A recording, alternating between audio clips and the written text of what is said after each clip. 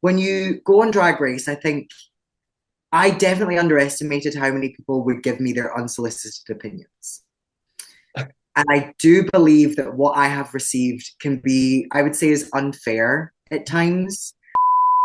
First of all, welcome to the best backdrop I'm going to have for all of these interviews, given that I'm in Palm Springs. And it's like 7 a.m. here. It's quite funny. That's hilarious. But listen, I was not going to miss the chance to miss Miss O'Connor, Call me possibly Chanel. the best drag name of all season, let's be honest, given that it's got Connor in it with one N. Well, there you But, go. There you go. no, but listen, can we just say I am so shook and upset and so I watched the episode just before we went out last night because, like I said, I'm on LA time, so I'm, 7 hours behind. And Stop. Isn't that so fierce to be like, I'm on LA time? why do you think I'm saying it? Like, I'm not saying it Like, for my that own is, benefit. no, Like, there's a baby, whole say it. mountain behind me. Like, It's the fiercest thing in the world. It's the fiercest thing in the world. but listen, no, jokes aside, I'm shocked, I'm upset, I'm devastated. I was on the floor right before we went out. You know what I mean? I am shook. How are you feeling? You know, fine. Like the vibes are that like it happened 8 months ago. I've come to terms with it. And I think the vibes are that I haven't watched the full episode yet because I want to kind of take my time with things and I wanted to make sure that I could be in interviews, and I don't know, I feel like as humans, we all experience things in different ways. And Yeah. I know what I'm like. And sometimes I like to just do things at my own pace. Yeah. So I think it might be a very different story when I watch it. I'll be completely fine. But so far, I've enjoyed seeing what I've seen. I've seen the lip sync, I've seen the Snatch Game, I've seen bits, I've not seen the critiques, but I've come to the conclusion that, darling, it is what it is. And it is an iconic episode to leave on. Well, I was going to ask you about that because you had Reading Challenge and Snatch Game. Like, Baby, is that any baby. consolation that you went home on such an iconic episode? Does that make it feel better Oh, for you? yeah. Yeah. Because you're always going to remember who goes away on Snatch Game. You're always going to remember those things. And I think you will always remember Chanel O'Connor leaving and making everyone sing happy birthday. Girl, let's just jump right to that. Let's Let's do it. let's discuss that exit. What made you be like, right, we're just gonna go for it. Come on. Because do you know what's so funny, Conor? In that moment, any other time you can be interrupted, people can make a joke, people can make a dig. But in that moment, no one was allowed to speak. It was my time, it was my moment. And I went, I'm going to milk this for every fucking penny. Like, I am just going to go for it. And I think before the show, you have so many opportunities and you have so many moments where you can sit there and think, right, my exit line is going to be hasta la vista, baby, and then run out. Or I'm going to just go, right, bye, thanks, guys. You have all these ideas. But it's actually when you're there is when you figure out I think that's when you figure out your exit line because you Mm. know that what you're kind of up to, you know your story. And my story was I talk too much and I sing happy birthday. So I just wanted to have that moment where I went, let's do it. And I did it. And I did it. And I will say, for exit lines, so far it's been a lot of like, thank you, Mm. goodbye. Mm. That's it. One or two words. I did a fucking monologue. Period. I did a monologue. No demure and mindful here, Dorlin. It's No, all. baby. I went, prepare to brace. Just did it.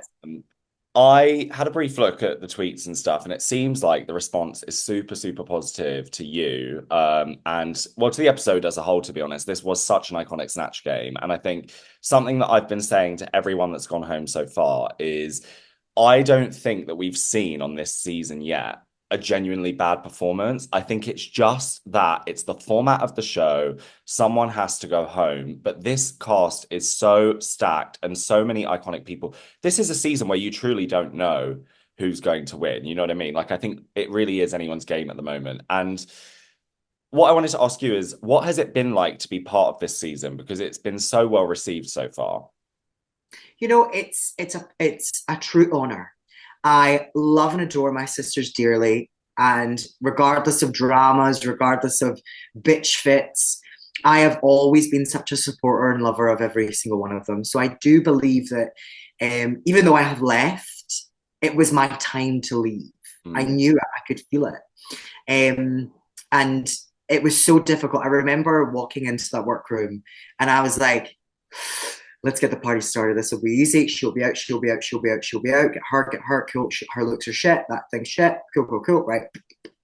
But as we start going, and as the engine goes up, as the engine leaves the station, you're on the fucking train and we are left to right, switching rails, up and down climbs. It was such a season of change in different directions that made you, listen, we all have a little idea of what you think it's going to be when you walk in. To actually walk in there and experience it was a completely, like, I thought I was going to Disneyland Paris. Baby, I was in a mental asylum. I was in padded cell, like it was a completely different experience. And it's such a pleasure to be a part of it. Not to dive into the heavy stuff, but something on this episode, we saw you have that really emotional chat with Kyron, where you kind of opened up about in the past, maybe not believing in yourself as much. I don't know if you feel this way, but for me as a viewer, journalist, whatever you want to call me, looking at this season, there has been such an outpouring of support for you, I feel, and so many people who are in your corner, including myself, who truly were watching it, really rooting for you. Has it helped you overcome that feeling, seeing how many people have been in your corner during the season? Conor, I will say it's a difficult question to answer because I feel this. When you go on Drag Race, I think I definitely how many people would give me their unsolicited opinions.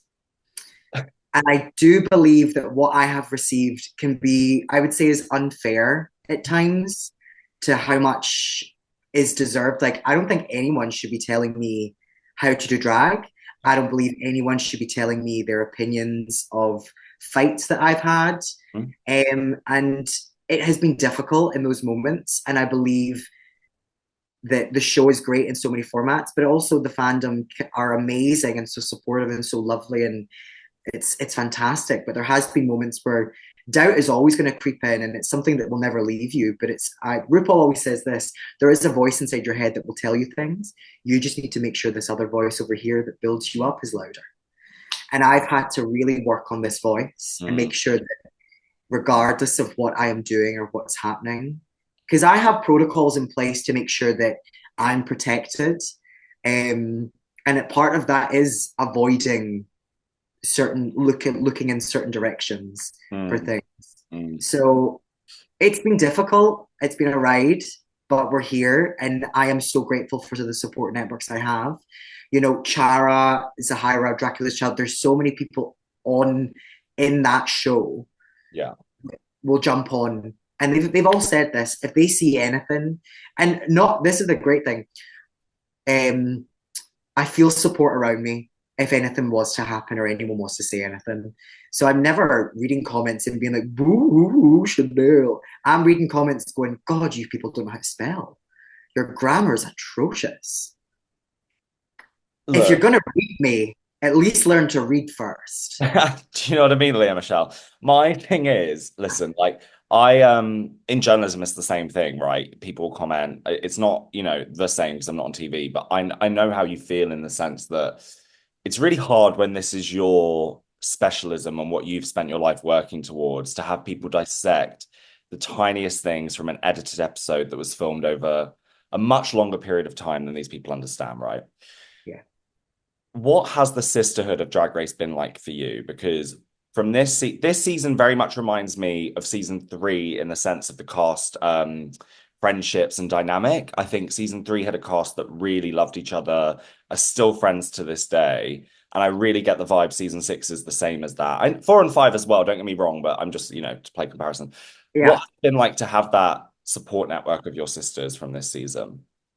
It's fantastic, and I think it's necessary because we have all been on this wild ride. There is 12 people in that cast. Wait, including myself, sorry, did the maths wrong.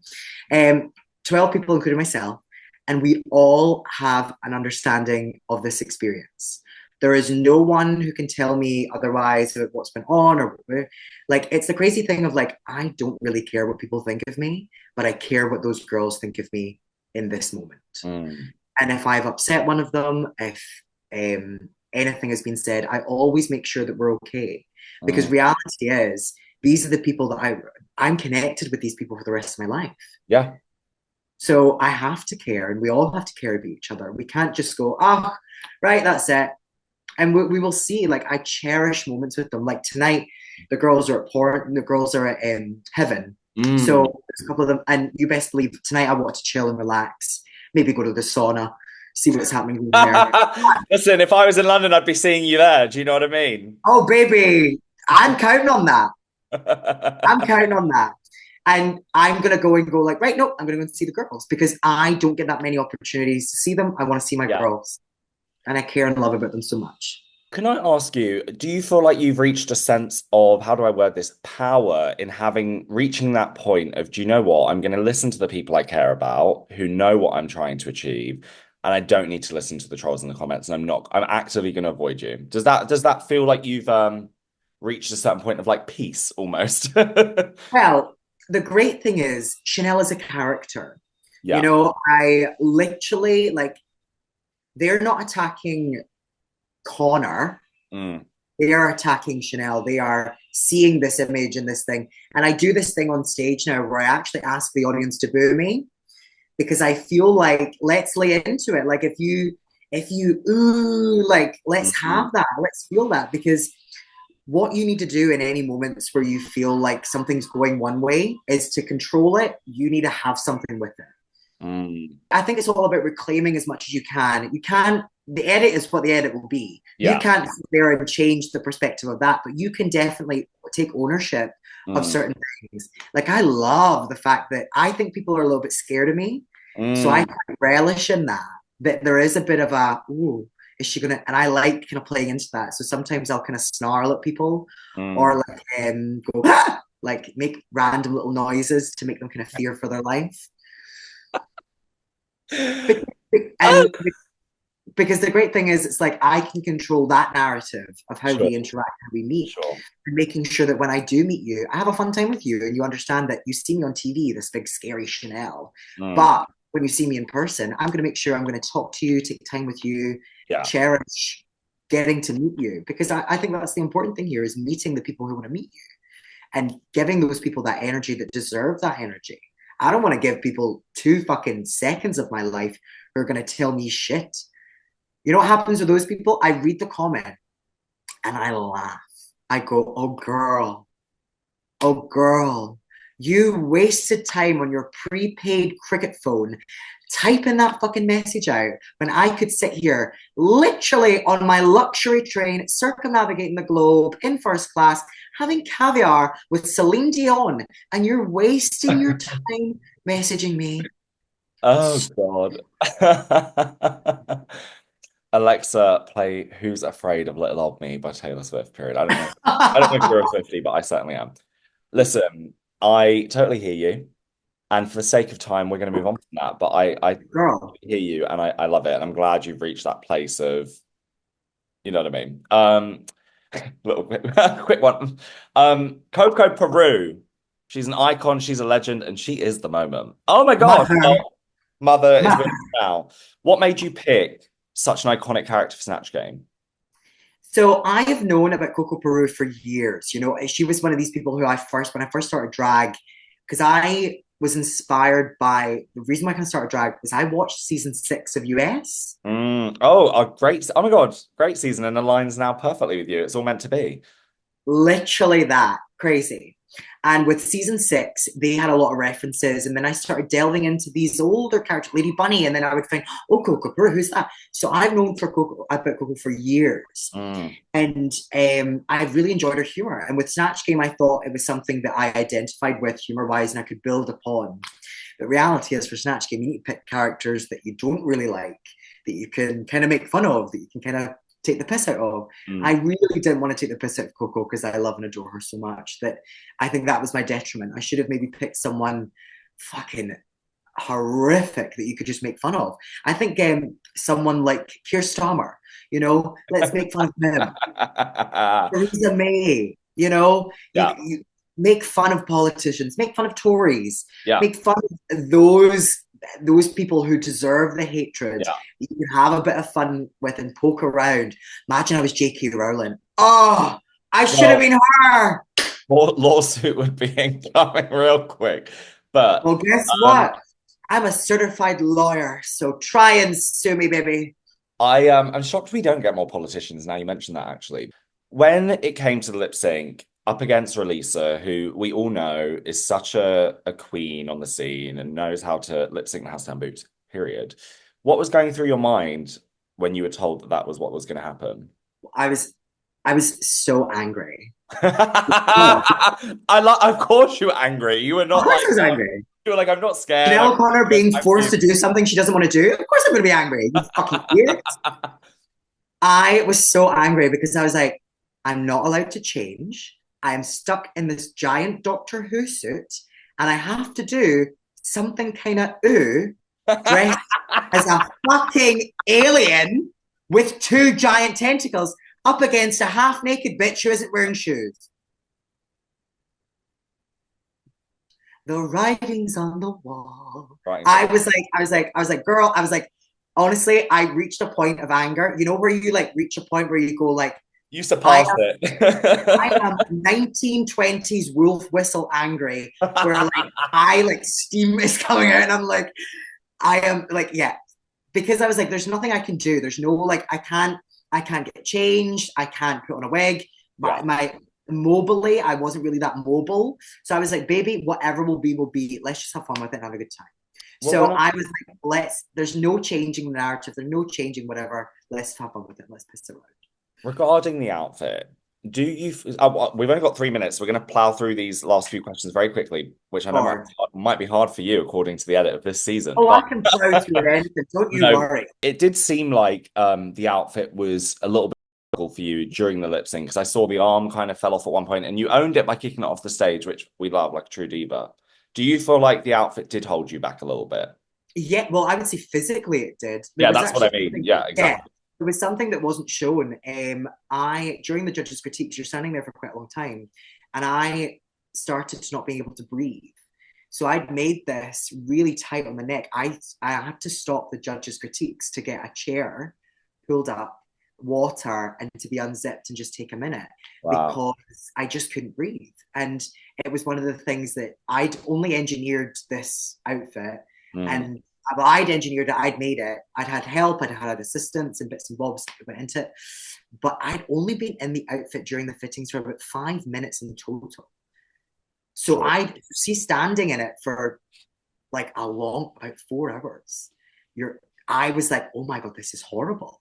This is so like, Mm. I, Mm. it's something that I will definitely for future events and future things just take into consideration the logistics of. I'm just grateful I had these zips down here that I could stick my arms out, so I had access to my hands, which was great. But I just couldn't take anything else off, so it was frustrating. But also, if you're gonna lip sync, what an outfit to fucking lip sync in. So I'll give myself that. I'm so sad, Chanel, that you're gone. You were, I won't say who my winner pick is of the season, but let's say it might have been you. But listen, Hey, I before we do round up, what is next for Chanel now the show is done for you? What's coming? psych ward. Yeah. Well, I thought you were Lock. already on that, to be fair, from the Trafalgar Well, Square behind I you. escaped, I dug a tunnel. Point of the story is, no, for me, I feel like it's my chance now to kind of tell my story and to kind of be there and show a bit more of my personality. So I've focused a lot on my YouTube. So I have my own YouTube channel where I kind of divulge and talk about each episode for every week. So we'll be releasing episode 6 on Monday, which will be really exciting. And for me, also, we're getting to go on tour with Dracula's Child. So that will be such a momentous moment in March. And I'm also starting to do sewing classes. So for me, I wanted to offer an opportunity for individuals to come learn some skills from me And my favorite thing to do is to meet people. So I'm going to be doing sewing classes based in Manchester, but also possibly touring the sewing class idea and maybe doing some in London, some in Scotland, because a lot of people need to learn how to sew. And I'd quite happily be an individual to go, listen, if you're going to make a bodysuit, this is how you're going to do it, the Chanel O'Connor way. You won't win a badge, but someone else will if you make it for them. I think that's how. Listen, I think that's a great note to end on. Congratulations on an amazing season, and I'm so sad to see you go, and I can't wait to see what's next. Period. Just like that.